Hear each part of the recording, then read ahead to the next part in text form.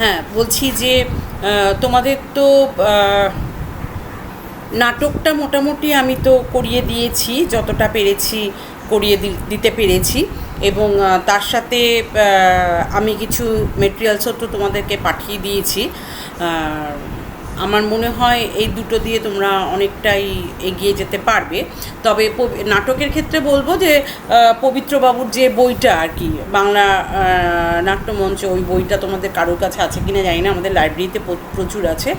ওই বইটা কিন্তু তোমাদের বিশেষভাবে উপকারে দেবে বা কাজে লাগবে।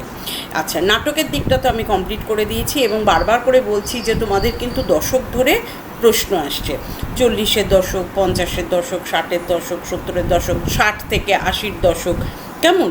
ফলে আমি যখন পড়িয়েছি তখন মোটামুটি আমি কিন্তু একটুখানি মাইনিউটলি পড়লে বুঝতে পারবে, আমি কিন্তু মোটামুটি কোন সালে লেখা হচ্ছে, 60-এর দশকে লেখা হচ্ছে না 70-এর দশকে লেখা হচ্ছে না 80-এর দশকে লেখা হচ্ছে, সেই সালগুলো কিন্তু আমি মোটামুটি উল্লেখ করে দিয়েছি। সেই জায়গাটা থেকে যদি তোমরা দেখো তাহলে বুঝতেই পারবে। কারণ আমার ধারণা নাটক নিয়ে গতবারে কোনো আলাদা করে প্রশ্ন আসেনি, পুরো বাংলা সাহিত্য নিয়েই এসেছে। এবার বাংলা সাহিত্যের আমি দেখলাম 60-এর দশক 70-এর দশক, তার মানে 60 এবং 70-এর দশকের নাটক কিন্তু এসে গেছে। এইবার যদি 80-90 ধরে তাহলে তোমাদের কিন্তু গুরুত্বপূর্ণ হয়ে যাচ্ছে গ্রুপ থিয়েটারটা। কেমন, গ্রুপ থিয়েটার, থার্ড থিয়েটার, এই জায়গাগুলো কিন্তু তোমাদের যথেষ্ট গুরুত্বপূর্ণ হয়ে যাচ্ছে। তো ভালো করে এই জায়গাগুলো পড়বে বা বুঝবে। এবং যখনই সাহিত্য নিয়ে কথা বলবে, ইন্ডিভিজুয়াল সাহিত্যে আমি জানি না কীরকম ধরনের প্রশ্ন আসবে। আমি গতবারের প্রশ্ন দেখে যা দেখলাম যে ওরা শতক ধরে দিয়েছে, দশক ধরে দিয়েছে। এইবার দশক ধরে দিলে তো যদি ধরো বলে যে 60-70-এর দশকে উৎপল দত্ত বা 3জন নাট্য ব্যক্তিত্ব নিয়ে আলোচনা করো, বা 70-80-র দশকে নাট্য ব্যক্তিত্ব নিয়ে আলোচনা করো, তখন মানে ইন্ডিভিজুয়ালি একটুখানি মাথায় রাখবে কে কোন দশকে নাটক করছেন বা নাটক সম্বন্ধে করছেন, এক্সপেরিমেন্ট করছেন। বাদল সরকারকে নিয়ে আলাদা করে আমার ধারণা ওরকম আলাদা করে দেবে না, ওরা দশক ধরেই দেবে। সুতরাং 50-এর দশকের নাটক, 60-এর দশকের নাটক, 70-এর দশকের নাটক, 80 এবং অনওয়ার্ডস প্রায় ধরো 2000, এইগুলো সম্বন্ধে একটু ধারণা থাকা খুব জরুরি। এবং মোটামুটি আমি চেষ্টা করেছি 20-এর দশক ধরে প্রায় যতটা সম্ভব আমরা চলে এসেছি। নান্দিকার, বহুরূপী ইত্যাদি ইত্যাদি, এইটা ভালো করে পড়ো।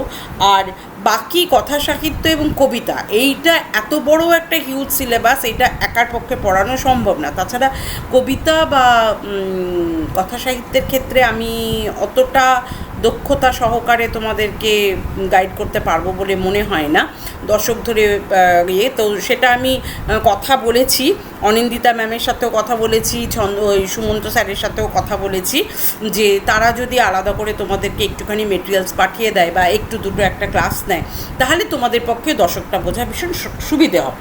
আচ্ছা, তবু আমি যতটুকু পেরেছি আমি তোমাদেরকে জানাচ্ছি। যেমন ধরো 50-এর দশকটা সম্বন্ধে তো আমি বলে নিয়েছি যে পোস্ট ইন্ডিপেন্ডেন্স একটা টাইম। 50-এর দশকটা একটা ভয়ঙ্কর হতাশা ব্যঞ্জক নৈরাশ্যের সময়, যে সময়ে আমরা দেখতে পাচ্ছি যে ভাষা আন্দোলন হয়েছে পূর্ববঙ্গে, যে সময় আমরা দেখতে পাচ্ছি কংগ্রেসি রাজনীতি স্বাধীনতার পরে মানুষজনকে যে সুবিধাগুলো পাইয়ে দেবে বলে তারা কমিট করেছিল, প্রতিশ্রুতিবদ্ধ ছিল, তারা একটাও কমিটমেন্ট বা একটাও প্রতিশ্রুতি তারা রাখতে পারেনি। চারিদিকে ভয়ঙ্কর একটা উদ্বাস্তু সমস্যা, কারণ 49-50-এ একটা প্রবলভাবে সাম্প্রদায়িক দাঙ্গা হয়ে গেছে। তার ফলে যেটা হচ্ছে যে গোটা 50-এর দশক ধরেই আমরা দেখতে পাচ্ছি যে উদ্বাস্তু সমস্যা একটা প্রকট সমস্যা হিসেবে দেখা দিয়েছে। এগুলো হচ্ছে সামাজিক এবং অর্থনৈতিক সমস্যা, যেগুলোর ওপরে তোমাদেরকে ভীষণভাবে নজর দিতে হবে। উদ্বাস্তু সমস্যার পাশাপাশি ন্যাচারালি উদ্বাস্তু হয়ে এলে বেকারিত্বটা খুব স্বাভাবিকভাবেই সেই সমস্যার সঙ্গে এটা জুড়ে যাচ্ছে। উদ্বাস্তু সমস্যা একদিকে যেমন রয়েছে, তার পাশাপাশি অবশ্যম্ভাবীভাবে বেকারিত্ব চলে আসছে, ছেলেমেয়েরা চাকরি পাচ্ছে না, সেই বেকারিত্বের সমস্যা আসছে। এবং গোটা দশক জুড়ে যে একটা হতাশ্বাস, যে একটা অবিশ্বাস, হতাশ্বাস, নৈরাশ্য, কিছু না করতে পারা বা কিছু না করতে পেরে ওঠার একটা তোমার অভাববোধ বা তাড়না, এই সব কিছু মিলিয়েই গোটা যুব সমাজকে 50-এর দশকে কিন্তু ভীষণভাবে, যুব সমাজ কেন, গোটা আমাদের ভারতবর্ষের গোটা সমাজ, বিশেষ করে বাংলা, ভীষণভাবে সেটা পর্যদস্ত একটা অবস্থাতে রয়েছে। এবং এই যে একটা সংকট দশক জুড়ে, গোটা দশকটা জুড়ে যে সংকটটা চলছে, স্বভাবতই এই সংকটটা সাহিত্যে উঠে আসছে। কি গল্প, কি কবিতা, কি নাটক, সব জায়গাতেই সেই সংকটটা উঠে আসছে। এবং তার পাশাপাশি আমরা দেখতে পাচ্ছি যে কংগ্রেসি রাজনীতিতে, কংগ্রেস বললাম যে প্রতিশ্রুতি তারা দিয়েছিল, পাইয়ে দেবার প্রতিশ্রুতি, সেটা তো তারা রক্ষা করতে পারছে না। ফলে 40-এর দশক থেকেই আমরা দেখতে পাচ্ছি মার্কসিজম বা কমিউনিজম বা কমিউনিস্ট পার্টি তারা কিন্তু একটা বিরোধী পক্ষ হিসেবে তারা কাজ করছে। এবং 50-এর দশকে আমরা দেখতে পাবো যে 50-এর দশকে একটা মোটামুটি স্ট্রং বিরোধী পক্ষ তারা তৈরি হয়ে গেছে, কিন্তু যতটা প্রতিপক্ষ হিসেবে তাদের লড়াই করার দরকার ছিল ততটা কিন্তু দেখতে পাচ্ছি না। তবু একটা প্রতিপক্ষ তারা তৈরি করছে। ফলে মানুষজন কিন্তু অনেক বেশি করে মার্কসিজমের দিকে, মার্কসিস্ট যে তোমার ধারণা বা মতবাদ, সেই দিকে কিন্তু মানুষ ঝুঁকছে।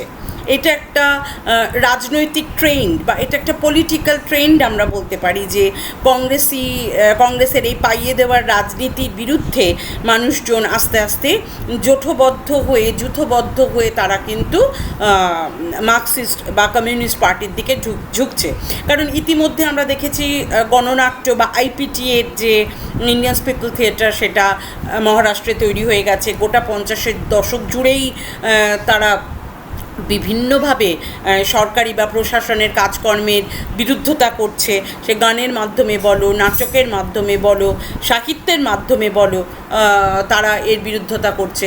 এবং এই 50-এর দশকের যে উপন্যাস এবং ছোট গল্প, সেই উপন্যাস ছোট গল্পের মধ্যে আমরা কমপ্লিটলি 50-এর দশকের মানুষের যে একটা দীর্ণতা, একটা জীর্ণতা, একটা হতাশা, সেইটা কিন্তু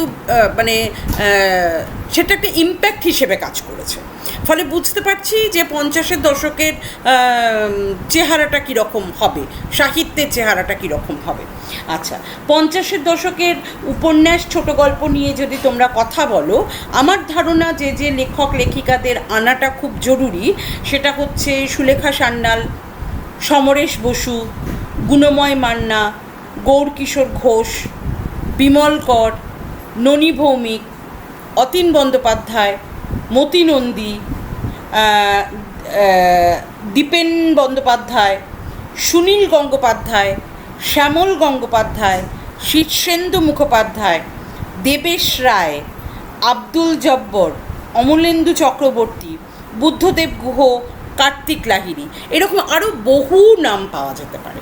আর এরা যে কেবল 50-এর দশকেই লিখছে তা কিন্তু না, এরা 40-এর দশকেও লিখেছে, 50-এর দশকেও লিখেছে, 60-এ লিখেছে, 70-এ লিখেছে। সুতরাং কীভাবে তাদের ডিফারেন্সিয়েট করবে? দেখে নেবে 50-এর দশকে তারা যে লেখাগুলো লিখছে, সেই লেখাগুলোকে তোমাকে আলাদা করে বেছে নিতে হবে। এবার 60-এর দশকে তারা যেটা লিখছে সেটাকে আলাদা করে বেছে নিতে হবে। সুনীল গঙ্গোপাধ্যায় যেমন এই সেদিন পর্যন্ত, তার মৃত্যুর আগে পর্যন্ত তিনি লিখেছেন, কিন্তু 1950-এ উনি যে কবিতা লিখেছেন, 1950-এ উনি যে ধরনের উপন্যাস ছোট গল্প লিখছেন, সেই ছোট গল্প, সেই উপন্যাস কিন্তু 80-তে লিখছে না, 90-এ লিখছে না, 2000-এ লিখছে না।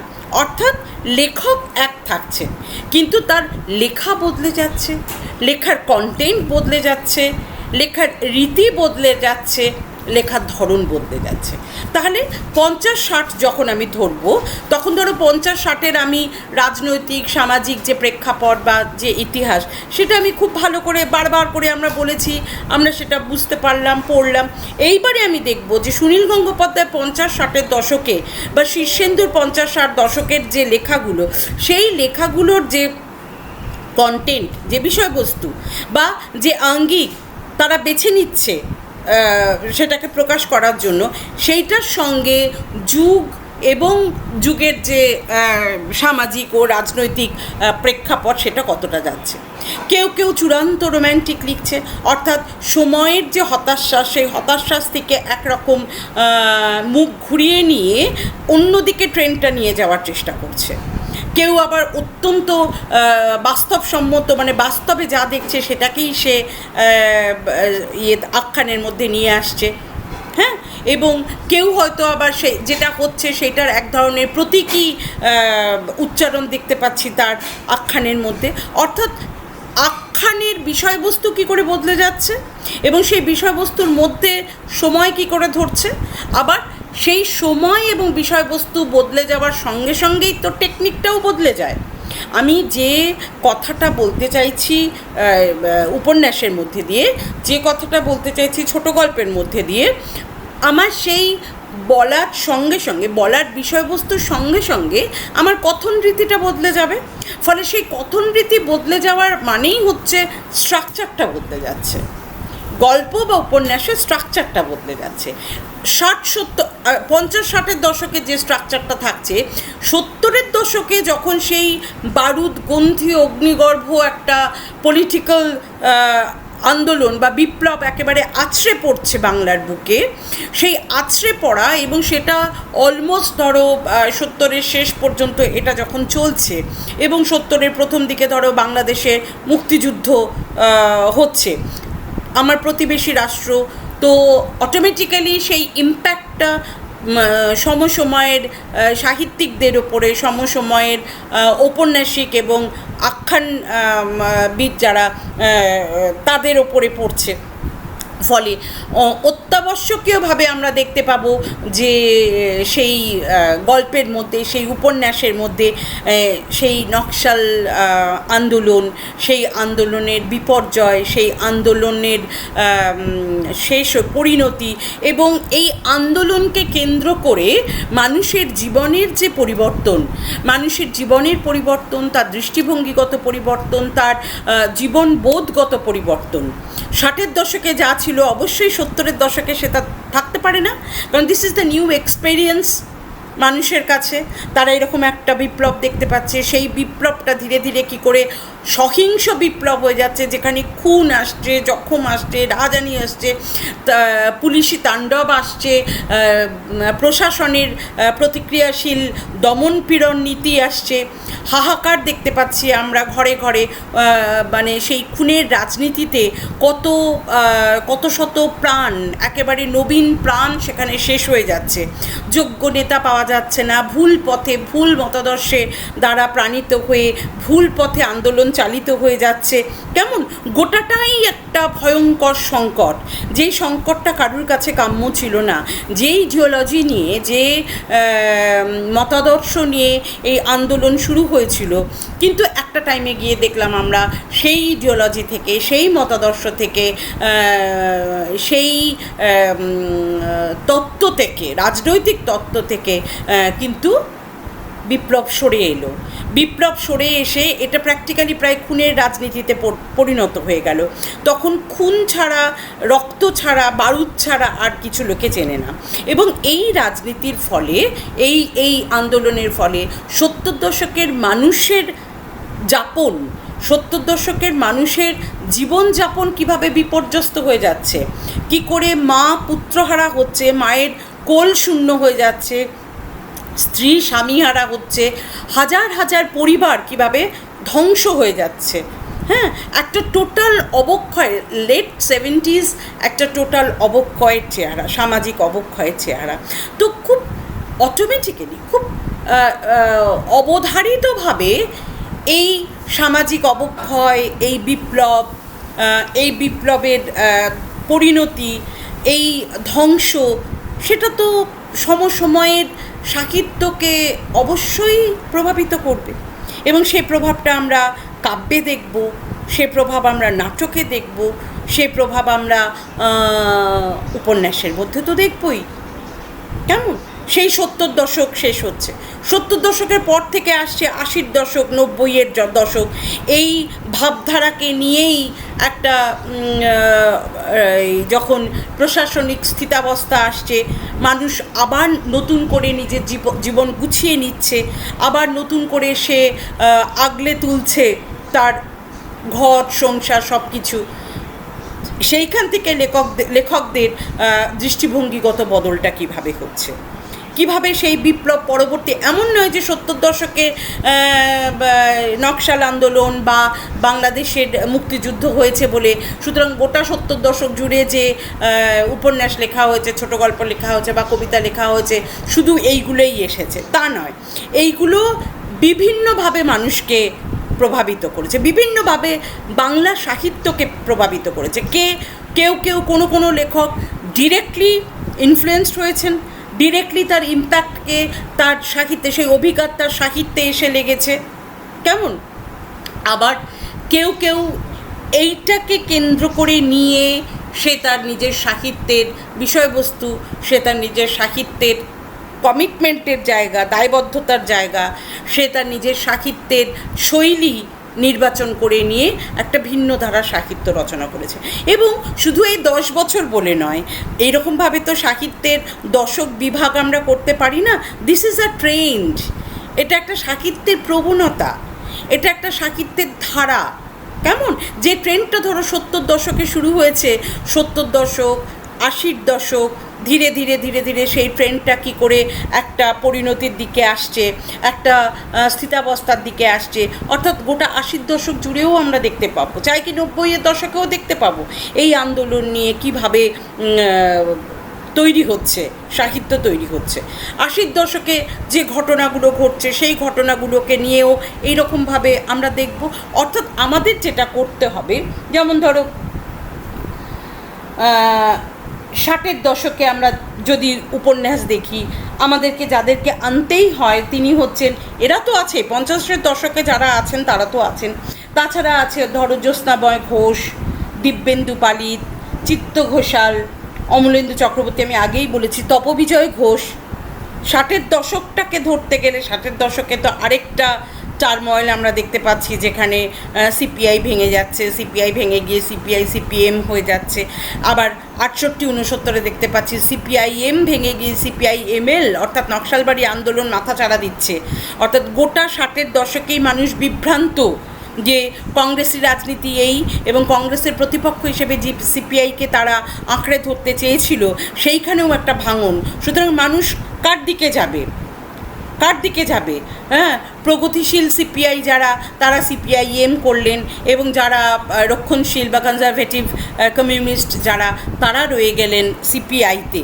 এই রকমভাবে মতাদর্শগত ফারাকের ফলে আমরা দেখতে পাচ্ছি যে জায়গাটাতে মানুষ করতে চেয়েছিল, মানে যার উপরে নির্ভর করতে চেয়েছিল, সেই নির্ভরতার জায়গাটাও দেখছি ভেঙে যাচ্ছে। ফলে এই সমস্ত এই সময়টাতেও কিন্তু একটা টোটাল অস্থিতাবস্থা, একটা অস্থির সময় কিন্তু এই 60-এর দশক। ফলে এই সময়টাকে যারা প্রিভিয়াসলি 50-এর দশকে লিখেছেন, তারা তো শুধু 50-এর দশকে লিখেই তারা থেমে যাননি, তাদের লেখাও কন্টিনিউ হয়েছে। আবার তার সাথে বিশেষভাবে এই সময়কে আমরা দেখতে পাবো এই জ্যোৎস্নাময় ঘোষ, দিব্যেন্দু পালিত, চিত্ত ঘোষাল, অমলেন্দু চক্রবর্তী, তপবিজয় ঘোষ। আবার 70-এর দশকে স্পেসিফিক্যালি আমরা যাদের নাম করতেই পারি, তিনি হচ্ছেন শৈবাল মিত্র, সমরেশ মজুমদার, একেবারে মানে উত্তরাধিকার, কালবেলা, কালপুরুষ, একেবারে ট্রিলজি, হ্যাঁ, একেবারে মুখের সামনে, চোখের সামনে আমাদের রয়েছে।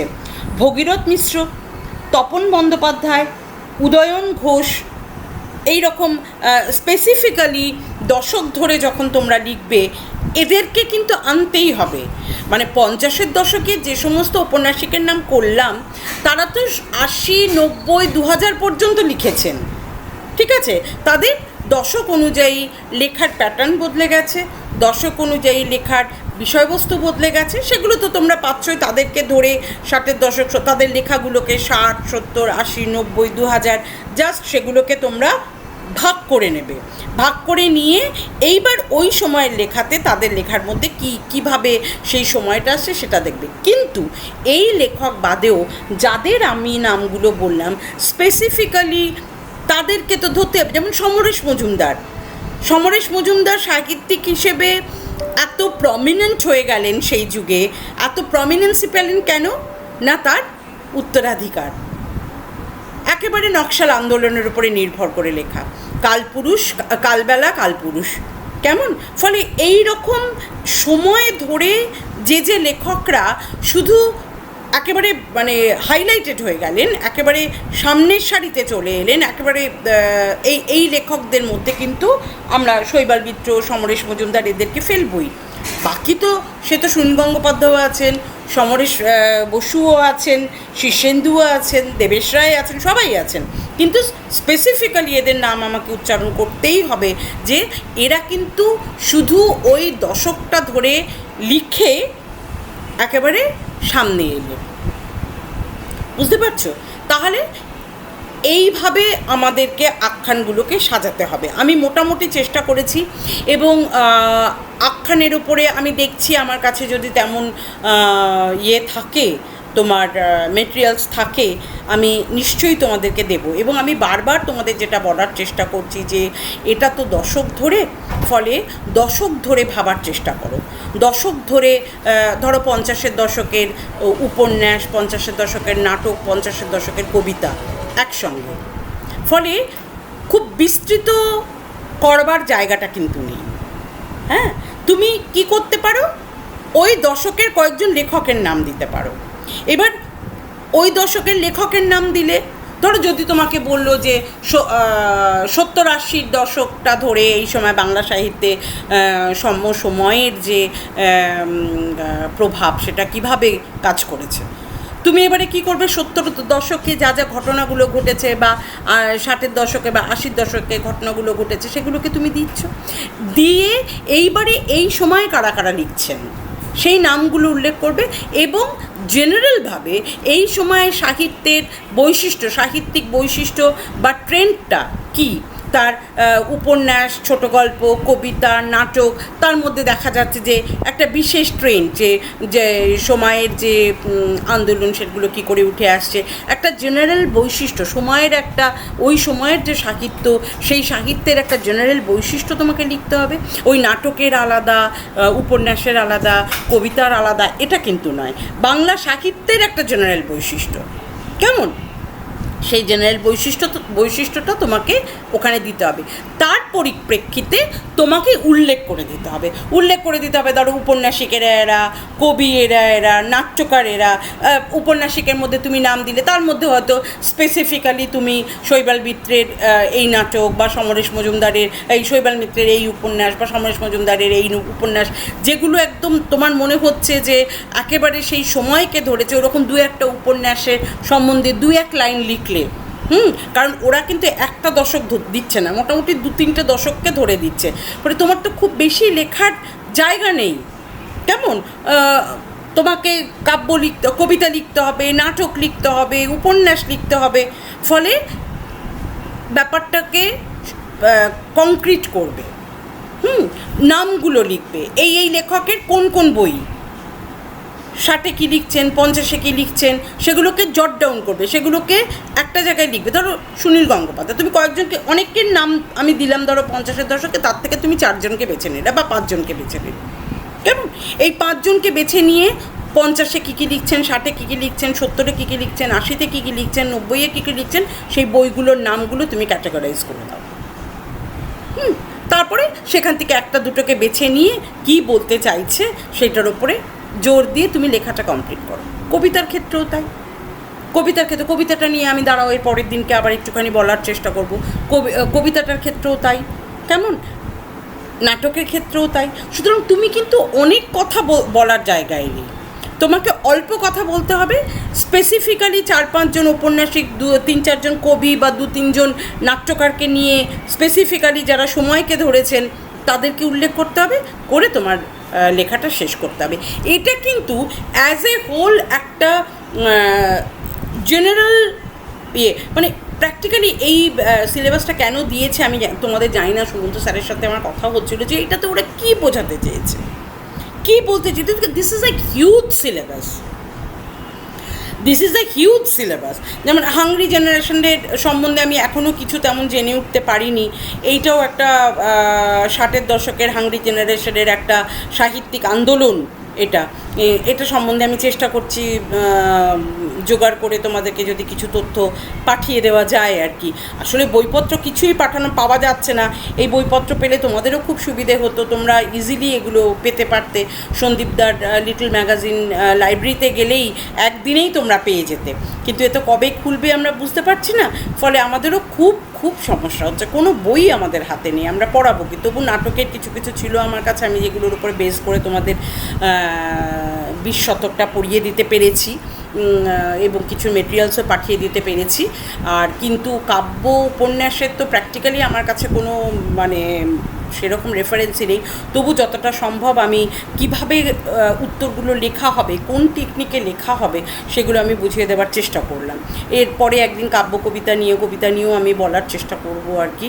তো আমি অনিন্দিতা ম্যামকেও একটু রিকোয়েস্ট করব যাতে তোমাদের একটা বা দুটো ক্লাস যদি ওই সময়ের সাপেক্ষে যে সাহিত্যিক বৈশিষ্ট্যগুলো 50, 60 বা 70 দশকের সময়ের সাপেক্ষে সাহিত্যিক বৈশিষ্ট্যগুলো যদি তোমাদের একটুখানি বলে দিতে পারে তাহলে খুব ভালো হয়।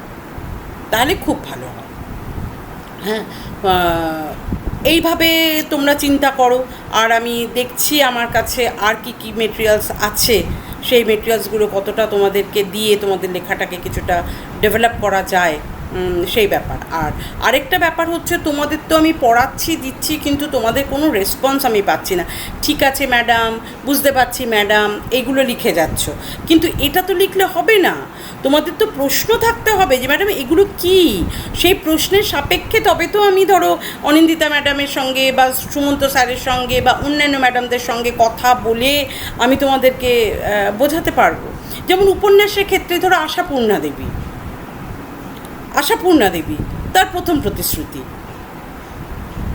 কিভাবে ফেমিনিজম সেখানে আসছে, কিভাবে নারীবাদ সেখানে আসছে। 50-60-এর দশকের যে লেখা, সেখানে কি করে ফেমিনিজম আসছে, কি করে নারীবাদ আসছে, এটা একটা ধরন, নারীবাদটা আসাটা একটা ধরন। এবং সেই নারীবাদ কীভাবে